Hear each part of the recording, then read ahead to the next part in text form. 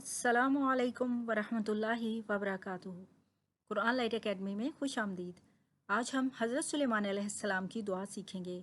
حضرت سلیمان علیہ السلام کو اللہ تعالیٰ نے نبوت کے ساتھ ساتھ بادشاہت بھی بخشی تھی، پرندوں اور جانوروں کی بولیاں بھی سکھائی تھیں۔ ایک دفعہ آپ اور آپ کا لشکر چونٹیوں کے میدان سے گزرنے لگے تو ایک چونٹی بولی، اے چونٹیوں، جلدی سے اپنی بلوں میں گھس جاؤ، کہیں ایسا نہ ہو کہ سلیمان اور ان کا لشکر انجانے میں تمہیں رون ڈالے۔ حضرت سلیمان علیہ السلام نے جب یہ بات سنی تو مسکرائے اور یہ دعا پڑھی۔ تو چلیے پڑھتے ہیں اس دعا کو۔ بسم اللہ الرحمن الرحیم۔ ربی اوزعنی ان اشکر نعمتک التی انعمت